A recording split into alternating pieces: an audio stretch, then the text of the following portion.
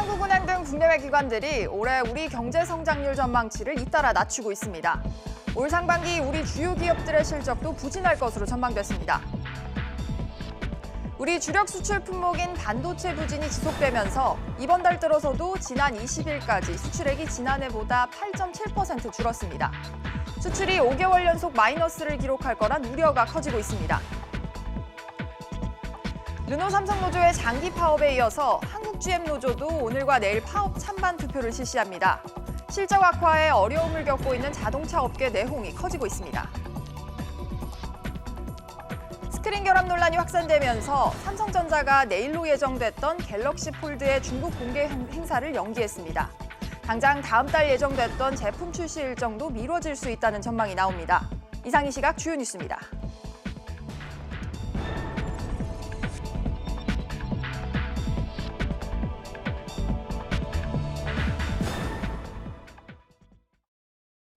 백브리핑 시시각각 시작합니다. 첫 소식입니다.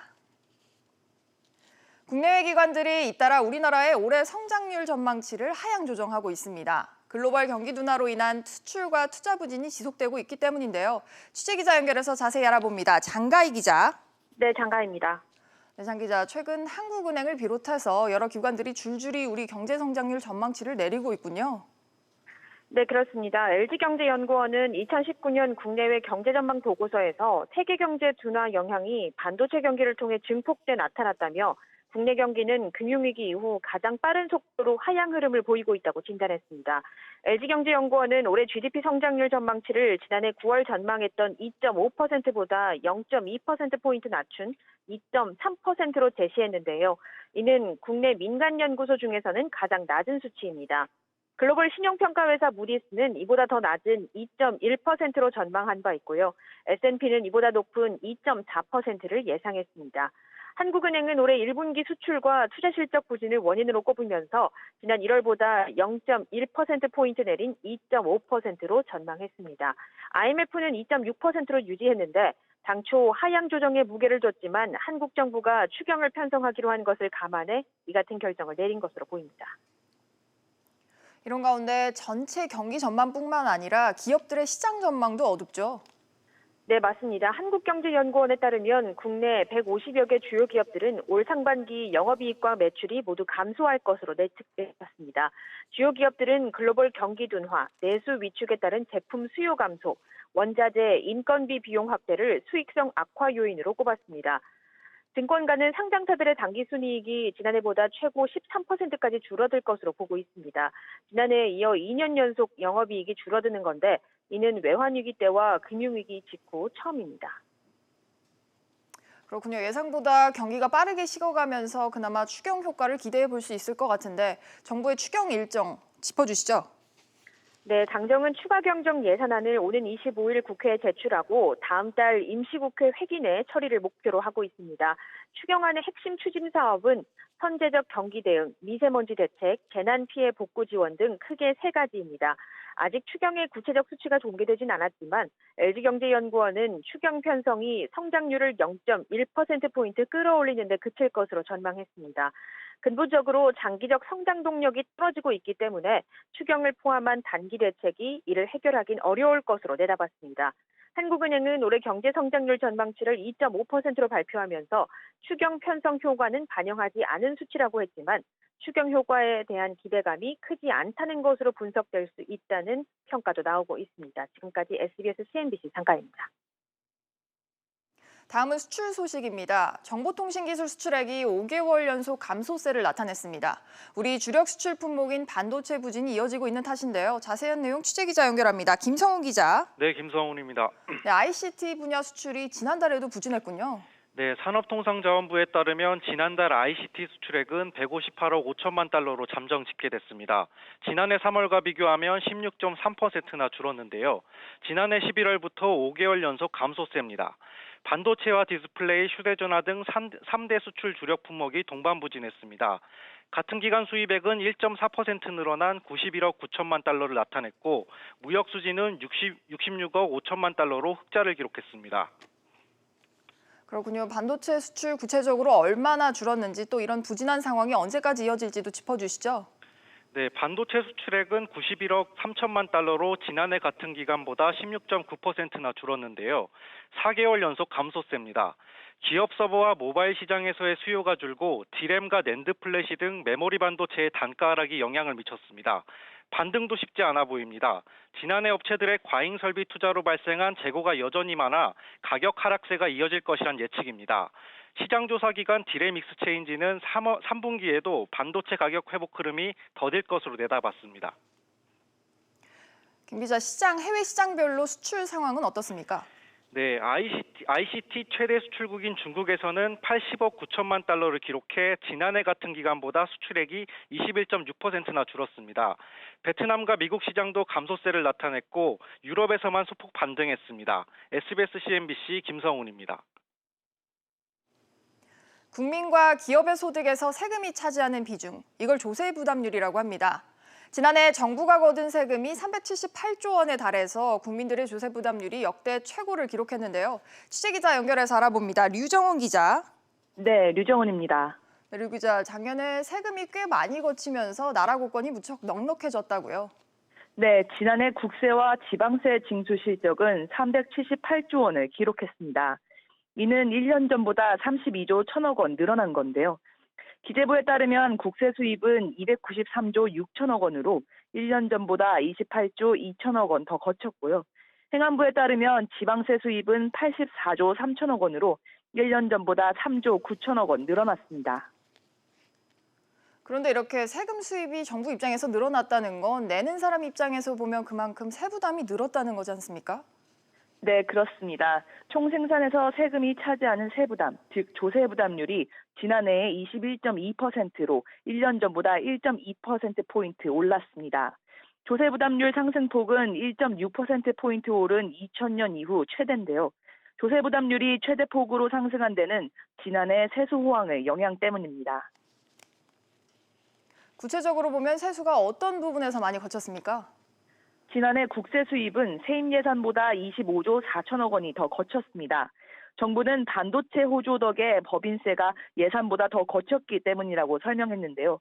양도소득세 세수도 지난해 4월 다주택자에 대한 중과세를 시행하기 직전에 부동산 거래가 늘어나면서 예상보다 7조 7천억 원 더 거쳤습니다. 여기에 민간 소비액과 수입액이 늘어 부가가치세가 늘었고 주식 거래 대금이 증가하면서 증권거래세도 2조 2천억 원 늘었습니다. 지금까지 SBS CNBC 류정원입니다. 다음은 자동차 업계 소식입니다. 한국GM노조가 사측이 추진하는 신설법인 단체 협약 개정에 맞서서 오늘과 내일 파업 찬반 투표에 들어갑니다. 자세한 내용 취재기자 연결합니다. 정윤영 기자. 네, 정은영입니다. 네, 한국GM노조 파업 찬반 투표 일정 어떻게 됩니까? 네, 한국GM노조는 올해 초 신설된 연구개발법인인 GM 테크니컬 센터 코리아 조합원 2천여 명을 대상으로 쟁의행위 찬반 투표를 시작했습니다. 내일 오후 1시까지 투표를 진행하고 오후 2시 개표합니다. 개표 뒤 쟁의 대책위원회를 열어 향후 투쟁 방식이나 수위 등을 결정할 계획입니다. 그렇군요. 노사가 각각 어떤 주장을 하고 있는지도 짚어주시죠. 네, 노사는 신설 연구개발법인의 단체 협약 승계를 두고 접점을 좁히지 못하고 있는 상황입니다. 노조는 기존 한국GM의 단체 협약을 승계해야 한다고 주장하고 있습니다. 반면 사측은 R&D 법인 특성과 경영 현실 등을 고려해 수정이 필요하다는 입장입니다. 사측은 기존 단협 133개 조항 중 70여 개 조항에 대한 수정을 요구하고 있습니다. 정 기자, 그런데 지난해 군산공장도 폐쇄가 됐는데 한국GM의 정상화가 점점 쉽지 않아 보입니다. 네, 이번 투표에서 신설법인 소속 조합원 50% 이상이 쟁의행위에 찬성할 경우 노조는 합법적으로 파업 등을 할 수 있는 쟁의권을 확보하게 됩니다. 파업이 현실화되면 한국GM의 경영 정상화는 더 멀어질 수밖에 없는데요. 한국GM의 지난해 완성차 판매 실적은 46만여 대로 전년보다 12% 감소하기도 했습니다. 자동차 업계의 어려움이 계속되면서 르노, 삼성에 이어 한국GM까지 파업 우려가 커지고 있습니다. 지금까지 SBS CNBC 정윤영입니다. 지난 1월 보험사들이 자동차 보험료를 인상했습니다. 그런데 보험사들이 거둔 보험료에서 지급한 보험금이 차지하는 비율, 즉 손해율이 또 높아지면서 보험료 인상 반년이 채 지나지 않아서 당장 보험료가 또 오를 수 있다는 전망이 나옵니다. 취재기자 연결합니다. 정지환 기자. 네, 정지환입니다. 네, 정 기자, 우선 자동차 보험 손해율 얼마나 높아졌습니까? 올해 1분기 기준 자동차 보험 손해율은 지난해 1분기보다 2에서 4%포인트가량 상승했습니다. 손해보험사들은 지난 1월 자동차 보험료를 3% 정도 올렸지만 결과적으로 올려받은 보험료보다 지급한 보험금이 더 큰 폭으로 증가한 겁니다. 삼성화재의 1분기 자동차 보험 손해율은 지난해보다 3.8%포인트 상승한 85.3%, 현대해상은 4.6%포인트 오른 85%로 나타나는 등 주요 손해보험사들의 자동차 보험 손해율이 80% 중반으로 올랐습니다. 네, 꽤 많이 오른 곳들도 눈에 보이는데 이렇게 손해율이 급증한 이유는 뭡니까? 네, 세 가지 정도의 원인이 꼽히고 있습니다. 지난 8일부터 추나요법이 건강보험 급여 항목이 되면서 보험금 지급의 기준이 되는 진료수가가 최소 47%에서 최대 281%까지 높아졌습니다. 건강보험 심사평가원은 올해 자동차 보험의 추나요법 진료비가 지난해에 비해 최대 2배 이상 늘 수 있다고 추산했습니다.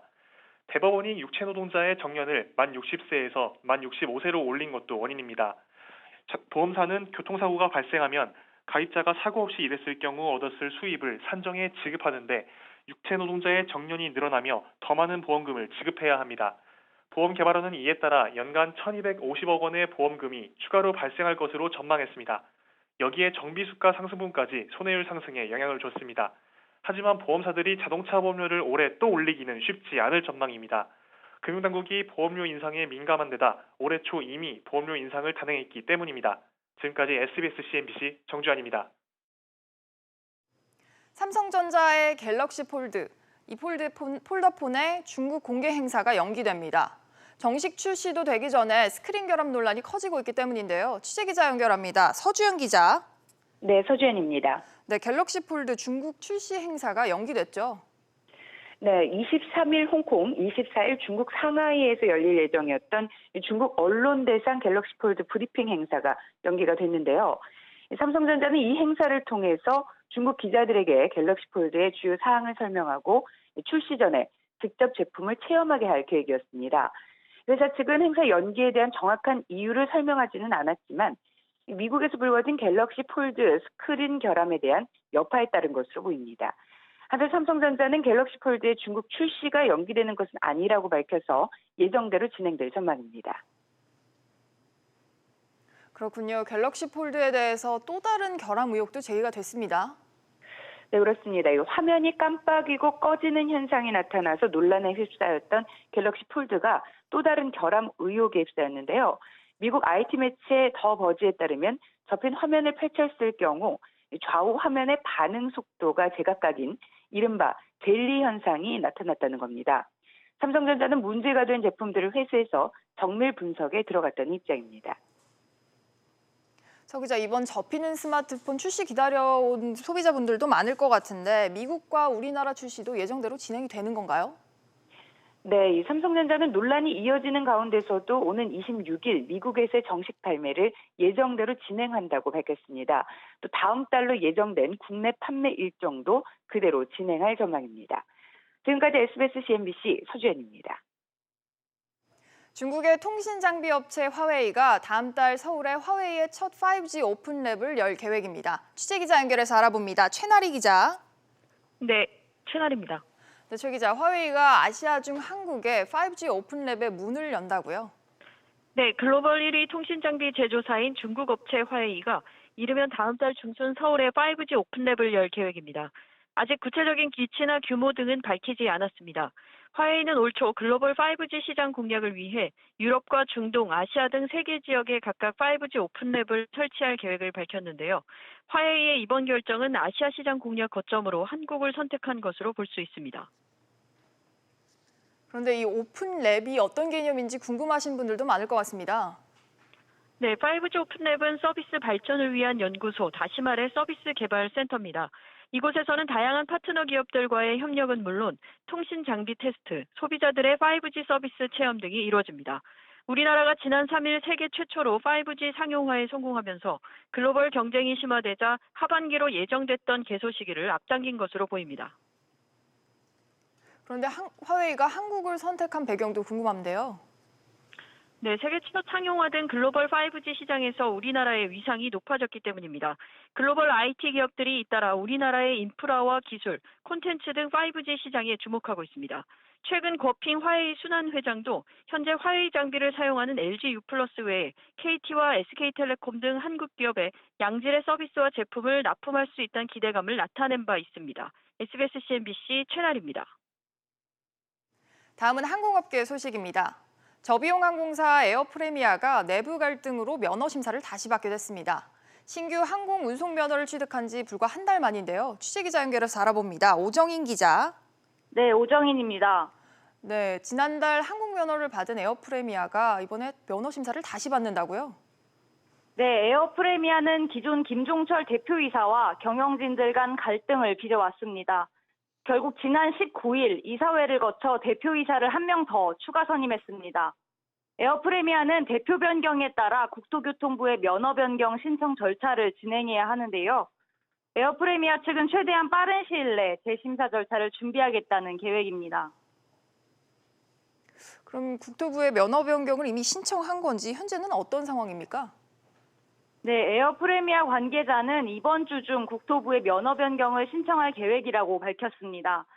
당초 국토부는 최초 면허 승인 시 사업계획 준수 여부를 승인 조건으로 걸었는데요. 따라서 이번 대표이사 변경이 사업계획 준수와 연관성이 높은 만큼 반드시 재심사를 거쳐야 합니다.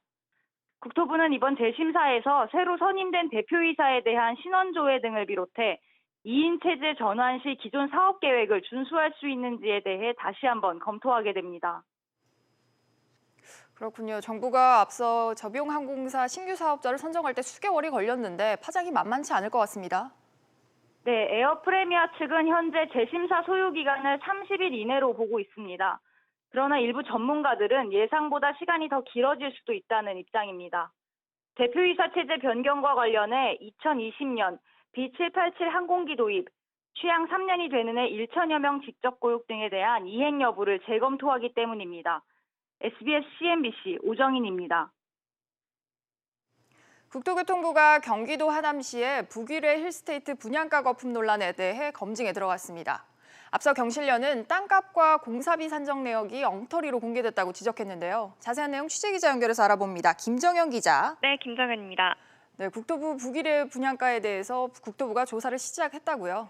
네, 그렇습니다. 국토부가 지난 19일부터 해당 지자체인 하남시와 건설사에서 분양가 산정 세부 내역을 받아 조사 중인데요. 분양가 내역을 살펴보고 분양가 산정 과정에서 위법 여부 등이 있는지 살펴보고 있습니다. 북일의 힐스테이트는 정부가 지난달 공공택지의 공동주택 분양가격 공시 항목을 확대한 이후 처음 분양된 아파트입니다. 그런데 분양을 하자마자 공사비가 부풀려졌다는 의혹이 제기됐습니다. 앞서 경실련은 지난 15일 북일의 힐스테이트의 적정 건축비는 3.3제곱미터당 450만 원 선이지만 실제 건축비는 912만 원에 달했다며 적정 수준보다 2배 이상 부풀려져 시행사가 2,300억 원의 분양 수익을 냈다고 주장했습니다. 경실련은 이 과정에서 하남시청이 제대로 원가 검증을 하지 못했다고 덧붙였습니다. 이에 대한 시행사 입장은 뭔지 궁금합니다. 네, 시행사인 보성산업은 경실련의 주장이 사실과 다르다고 반박하고 있습니다. 분양가 상한제에서 법적으로 분양가 산정 기준이 정해져 있어 시행사가 마음대로 가격을 높일 수 없다고 주장하고 있는데요. 경실련과 시행사의 주장이 서로 엇갈리다 보니 국토부가 검증 결과 어떤 결론을 내놓을지 관심이 집중되고 있습니다. 한편 국토부는 분양가 상한제가 제대로 효과를 내기 위해 택지비와 기본형 건축비 산정에 대한 제도 개선에도 나섰습니다. 국토부 관계자는 그동안의 건축기술 발전으로 원가와 인력 투입을 줄일 수 있는데 이런 변화들을 반영해 기본형 건축비를 낮추도록 하겠다고 밝혔습니다. 지금까지 SBS CNBC 김정현입니다. 입주 2년 미만인 새 아파트의 매매가 대비 전세가 비율이 60%대로 떨어진 것으로 나타났습니다. 부동산 정보 서비스 직방에 따르면 전국 입주 2년 미만 아파트의 전세가율은 지난 2017년 71%에서 올해 65%로 낮아졌습니다. 입주 물량이 증가하면서 전세값이 약세를 보였기 때문으로 풀이됩니다. 인터넷 전문은행 K뱅크가 유상증자의 계획에 차질을 빚으면서 일부 대출 상품 판매를 중단했죠. 여기에다 이제는 주력 예금 상품의 금리도 내리기로 했습니다. 어떤 이유 때문인지 취재기자 연결해서 알아봅니다. 김성현 기자. 네, 김성현입니다. K뱅크가 이번에는 예금 상품 금리를 내렸어요. 네, 그렇습니다. K뱅크는 코드 K 정기예금과 주거래 우대 정기예금의 금리를 지난 20일 자정부터 인하하기로 했는데요. 코드K 정기예금 금리는 기존의 연 2.4%에서 2.1%로 0.3%포인트, 주거래 우대 정기예금 금리는 기존 금리가 연 2.2%에서 연 2.1%로 0.1%포인트 내렸습니다. 코드K 정기예금은 기본금리 측면에선 그동안 은행권 전체에서 가장 높은 이율의 예금 상품이었는데요. 이번 금리 인하 결정으로 카카오뱅크의 정기예금보다 이율이 낮아졌습니다. 주거래 우대 정기예금 금리는 우대금리 0.4%를 더하면 최고 2.5%로 여전히 비교적 높은 이율의 상품이지만 급여 이체와 체크카드 이용 실적 등 우대 조건이 있어 번거롭다는 지적입니다. 이율이 그만큼 높다 보니까 아무래도 관심이 있으셨던 분들 많았을 것 같은데 이렇게 예금 금리 내린 배경은 뭡니까? 네, 대출이 막힌 상황에서 고금리 예금이 늘면 예대 마진에 악영향을 준다는 점이 예금금리 인하의 배경으로 꼽히는데요. 예금금리를 낮춰 예대 마진이 늘면 이익 잉여금 증가로 BSI 자기자본 비율에 긍정적 영향을 주기 때문입니다.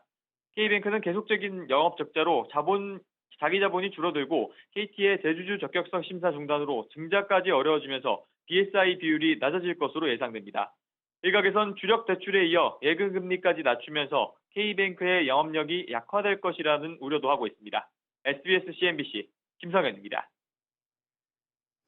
오는 25일 목요일부터는 아동수당과 노인기초연금이 확대 지급됩니다. 정부가 추진하는 보편적 복지 정책의 일환인데 단계적으로도 확대될 것으로 보입니다. 취재기자 연결합니다. 이한나 기자. 네, 이한나입니다. 이 기자, 아동수당부터 짚어보죠. 구체적으로 어떻게 확대가 되는 겁니까? 네, 보건복지부는 오는 25일부터 만 6세 미만의 모든 아동에 월 10만 원의 아동수당을 지급한다고 밝혔습니다. 그동안 아동수당은 소득 상위 10%의 가구에게는 지급되지 않았는데요. 아동수당법이 개정되면서 부모의 소득이나 재산과 관계없이 월 10만 원을 받을 수 있게 됐습니다. 개정된 법은 당초 지난 1월부터 시행됐지만 준비하는 데 시간이 걸려 수당이 지급되지 못하다가 이번에 4개월치인 40만 원이 한꺼번에 지급될 예정입니다. 아동수당을 받으려면 미리 신청해야 하는데요. 주민센터를 직접 방문하거나 온라인으로도 신청이 가능합니다. 특히 지난해 아동수당을 신청했지만 소득 문제로 탈락한 경우에는 정부가 직권으로 신청했기 때문에 다시 신청하지 않으셔도 됩니다. 올해 9월부터는 지급 대상도 확대되는데요. 현행 만 6세 미만에서 만 7세 미만 아동이 있는 가정에도 수당이 지급됩니다. 그렇군요. 또 다른 한 축이죠. 노인기초연금도 오른다고요?